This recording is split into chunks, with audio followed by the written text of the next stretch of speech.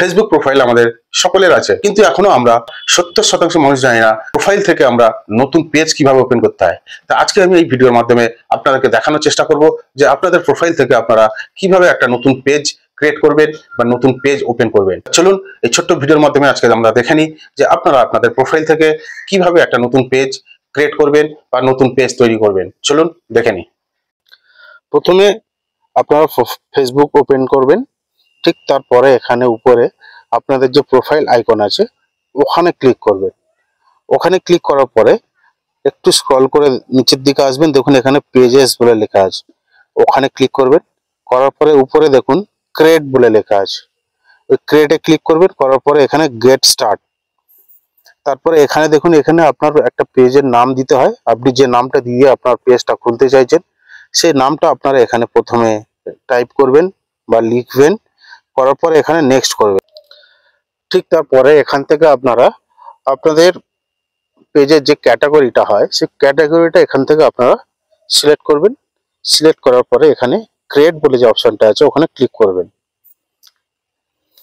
এখান থেকে ক্লিক করার পরে ঠিক আপনাদেরকে এরকম একটা ইন্টারফেস নিয়ে আসবে।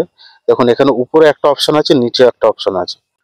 যেহেতু আপনি কন্টেন্ট বানাবেন তাই আপনারা নিচেরটাতে ক্লিক করবেন। উপরেরটাতে যদি কোনো প্রোডাক্ট টাইপের ভিডিও করতে চান তাহলে উপরেরটায় ক্লিক করবেন। যেহেতু আমরা কন্টেন্ট ক্রিয়েট করব তাই আমরা নিচেরটায় ক্লিক করব, করে কন্টিনিউ করব। কন্টিনিউ করার পরে এখান থেকে আপনাদের যে কোনো দুটো ছবি সিলেক্ট করতে হবে, প্রোফাইলের পিকচার সিলেক্ট করতে হবে। এখানে একটু বলে রাখি, এখানে আপনারা যে পিকচারটা সিলেক্ট করবেন সেই পিকচারটা এর আগে কখনো ব্যবহার করেছেন এরকম ছবি এখানে দেবেন না। সোশ্যাল মিডিয়া বলুন বা যে কোনো মাধ্যমে আপনারা যদি ব্যবহার করে থাকেন সেই ছবি আপনারা এখানে দেবেন না। একদম ফ্রেশ পরিষ্কার ছবি দেবেন। দেওয়ার পরে এখানে দুটো ছবি সিলেক্ট করে নেওয়ার পরে নেক্সট করে করে আপনারা এখান থেকে এগিয়ে আসবেন আস্তে আস্তে। ঠিক তারপরে এখানে নিচে ডাউন অপশন আছে ওখানে ক্লিক করবেন। ক্লিক করলে ঠিক তারপরে আপনাদেরকে এরকম একটা ইন্টারফেসে নিয়ে আসবে। নিয়ে আসার পরে এখানে দেখুন স্টার্ট ট্যুর, এই স্টার্ট ট্যুর অপশনে আপনারা ক্লিক করবেন।